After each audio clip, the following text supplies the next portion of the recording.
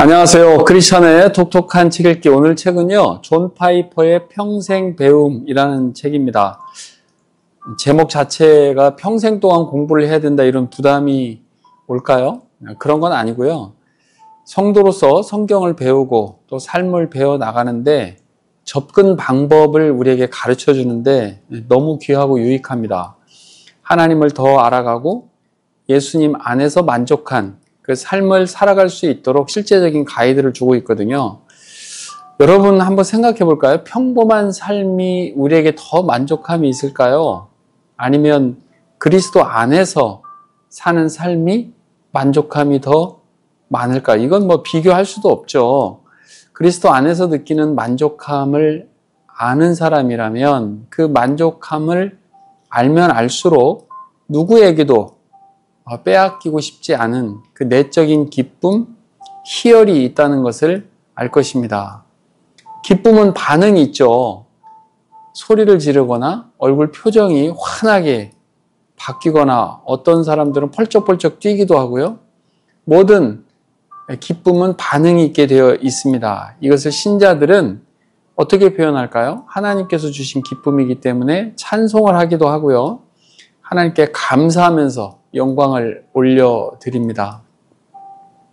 이게 하나의 법칙처럼 하나님으로 우리가 만족할 때, 기쁨이 내 안에 차고 넘칠 때 그것은 다시 하나님께 감사로 드려지는 이 선순환이 있죠. 이 기쁨의 훈련이 되면 여러 어려움이 올 때도 기쁨이 파괴되지 못하고 오히려 어려운 시련이 하나님으로 인해 진정한 기쁨으로 성숙하게 변한다는 것을 우리는 실증적으로 경험하기도 합니다. 그러나 그냥 되진 않죠. 저자는 평생 함께할 정신과 마음의 습관, 다시요, 정신과 마음의 습관이라고 합니다. 우리가 몸도 습관적으로 뭘 하게 되면 그게 몸에 배이듯이 저자는 정신과 마음의 습관, 이것을 이야기하고 있어요. 남은 생애 동안 그리스도를 높이는 삶을 살아가는 데 필요한 것들을 계속해서 배우고자 하는 정신과 마음의 습관, 이 6가지를 설명하고 있습니다. 제가 간략하게, 길지 않습니다. 간략하게 말씀을 드릴게요. 첫째가요, 관찰입니다. 하나님께서 창조하신 세상이 있잖아요. 그리고 우리에게 주신 말씀이 있다고요. 이것을 정확하고 철저하게 관찰하는 것입니다. 관찰은 눈으로 보는 거죠. 또 우리가 마음으로 묵상하는 것도 있겠지만 자세히 보고 또 보고 정말 본래의 모습이 어떠했는지를 보는 훈련입니다. 실제로 모습을 정확하고 철저하게 보지 못하면 그 다음에 이어지는 문제들이 당연히 있겠죠. 정확하게 관찰하지 못하면 이 다음 단계가 이해하는 단계인데 당연히 이해도 정확하게 못할 것입니다. 이 책에 보면요, 재밌는 얘기가 있어요. 아가시와 물고기라는 이야기가 있는데요.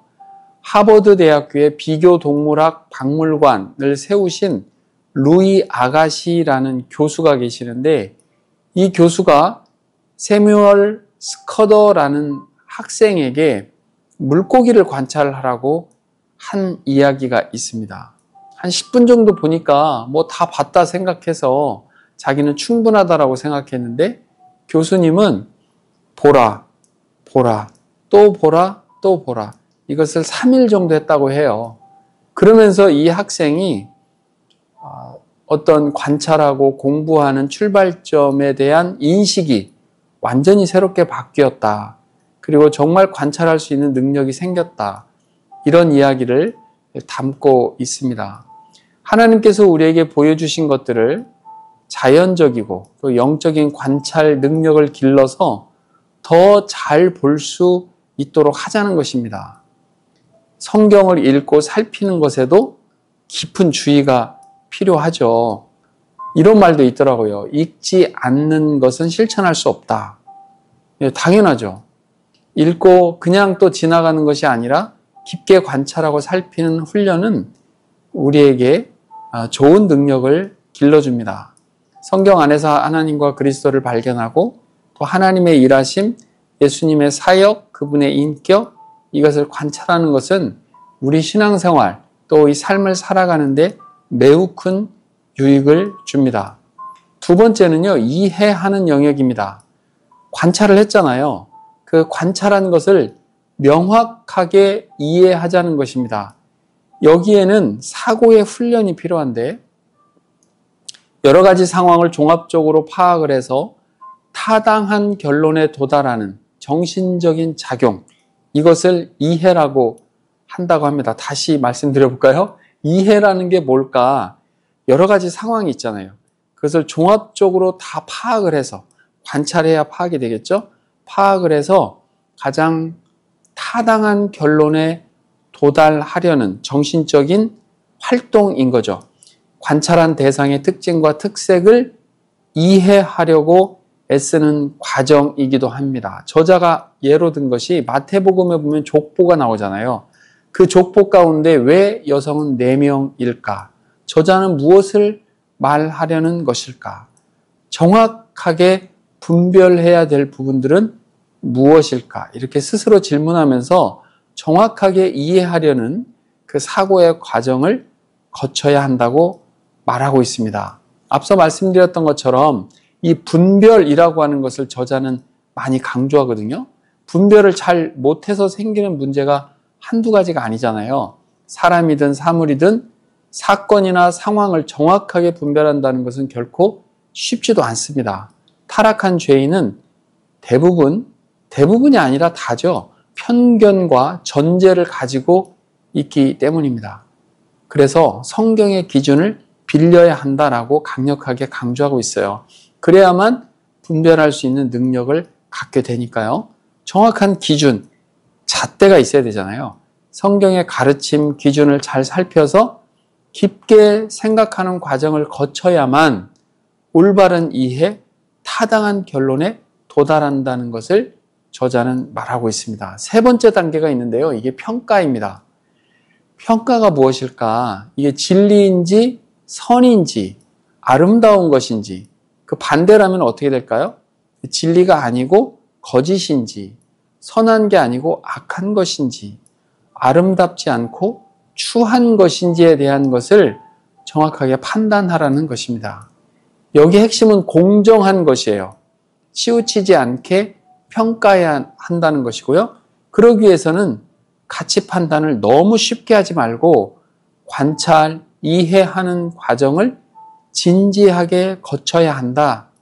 그 다음에 평가를 해야 한다라고 말하고 있습니다. 여기에서도 성경의 가르침과 성령의 도우심을 통해서 개인의 편견, 왜곡할 수 있는 부분들을 막도록 이야기하고 있습니다. 예를 든다면 이런 거예요.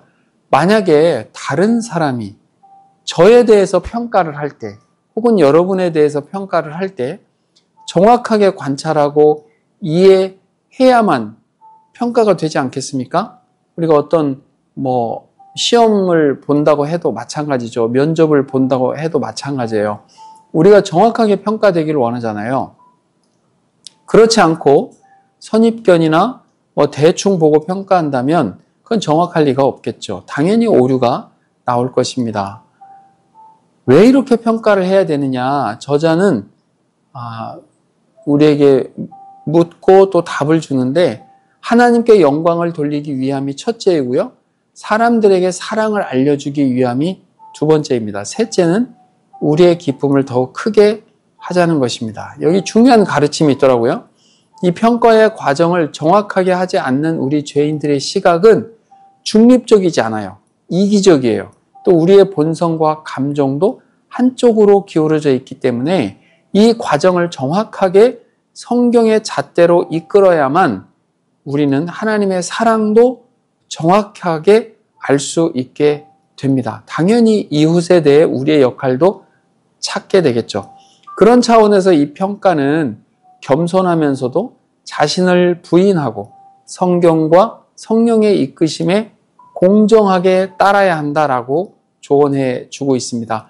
로마서 12장 9절에서 사랑에는 거짓이 없나니 악을 미워하고 선에 속하라.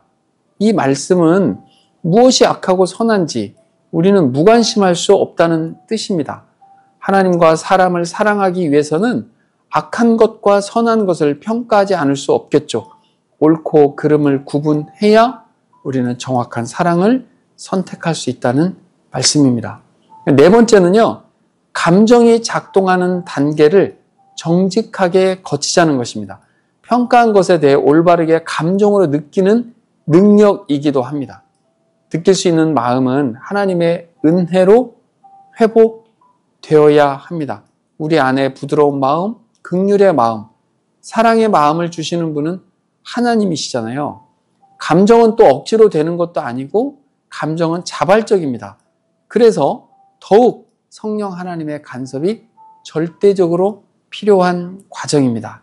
있는 그대로 관찰하고 이해하고 평가한 것이 끔찍한 상황이라면 우리의 감정도 솔직해야 되죠. 끔찍해야 됩니다. 반대의 상황이라면 우리의 감정은 기쁘고 즐거워야 되겠죠. 신앙인의 감정과 그에 따른 느낌은 진솔하고 진정성이 있어야 될 것입니다. 이 단계가 왜 중요하냐면요, 하나님께 영광을 올려드리는 내적인 도약대가 되기 때문입니다. 감정이 잘못된 방향으로 향하거나 균형을 잃은 경우, 혹은 아예 감정이 죽은 것처럼 기능을 못하는 경우, 이는 매우 심각한 결과를 가져올 것입니다. 우리의 감정이 생명력 있는 감정이 될 수 있는 복도, 그리스도께서 우리에게 주시는 것이죠. 이것이 믿음을 따르는 감정이다라고 저자는 말합니다. 영적인 정서를 순수하게 마음 안에 담는 것입니다. 이는 성령님께서 정서를 일으키고 형성하게 하시고 인도하신다는 것을 말하는데요. 왜 하나님은 인간의 중심에 정서를 두셨을까요? 하나님께서 그 안에 지속하는 만족감을 줄 뿐만 아니라 하나님께 감사와 영광을 올려드리고 사람을 사랑하는 일에 필수적이기 때문입니다. 우리의 감정이 올바른 방향을 향하고 균형이 잡혀 있으며 생명력 있는 감정의 본보기는 하나님 안에서 만족함과 진심 어린 행복감을 느끼는 것입니다. 그럴 때 다른 모든 좋지 않은 욕망들을 올바른 방향으로 균형 있게 가져가는 살아있는 힘을 발휘할 수 있게 되는 것이라고 저자는 말하고 있습니다. 그래서 하나님 안에서 기쁨이 넘쳐 흘러서 다른 사람의 필요를 채우고자 하는 것이 바로 사랑이라고 말합니다.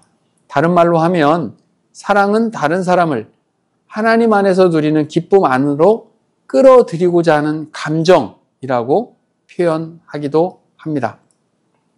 다섯 번째는요, 적용하는 단계인데요. 관찰부터 시작해서 느낀 것까지 지혜롭고 유익하게 적용하는 능력을 우리가 기르자는 것입니다.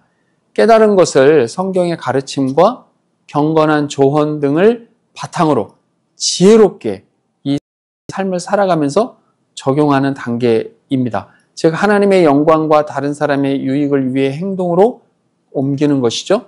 우리가 배운 것을 지혜롭고 유익한 행동으로 옮기는 과정입니다.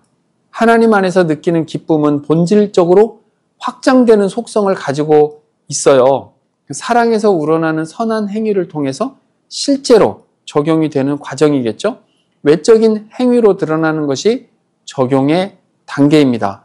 앞서 사랑을 느꼈잖아요. 그 느낌이 실제로 행동으로 적용되는 것까지 우리는 볼 수 있습니다. 그런데요, 개인은 유한하잖아요.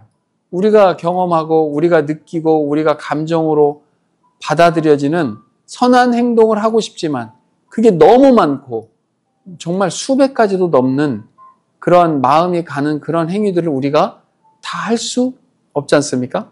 그래서 저자는 교회 공동체를 우리에게 주셨다라고 말합니다. 교회 공동체를 통해서 우리가 선한 행위를 좀 더 규모 있고 질서 있게 우리가 해나갈 수 있다고도 우리에게 알려주고 있습니다. 여섯 번째 마지막인데요. 표현이에요.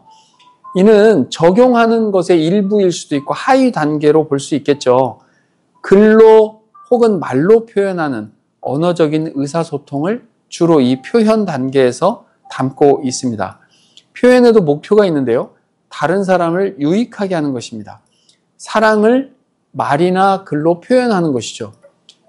골로새서 13장 17절에 보니까 무엇을 하든지 말에나 일에나 다 주 예수의 이름으로 하고 라고 되어 있습니다.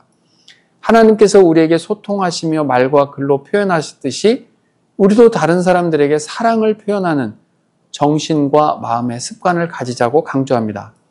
인간의 언어에는 엄청난 힘이 있잖아요. 성경에서도 의인의 입은 생명의 샘이라고 말씀하셨고요. 온순한 혀는 생명나무라고까지 했습니다. 사람의 혀는 은혜를 끼칠 수도 있고 고통을 퍼뜨릴 수도 있습니다. 마음에 차곡차곡 쌓인 것이 입으로 나온다고 성경은 말하고 있는데요. 선한 사람은 그 쌓은 선에서 선한 것을 내고 악한 사람은 그 쌓은 악에서 악한 것을 내느니라. 마태복음 12장에 나오는 말씀입니다. 우리 말에 진실함, 진정성, 은혜, 사려 깊음이 담기면 좋겠습니다. 악하거나 천박하지 않게 말을 해야 되겠죠. 상스럽거나 더러운 말, 부끄러운 말도 멈춰야 합니다. 교만하거나 상대방의 처지를 무시하는 악한 말은 결국 하나님께서 심판하신다고도 경고하셨다는 것 우리는 이해하고 있어야 될 것이에요.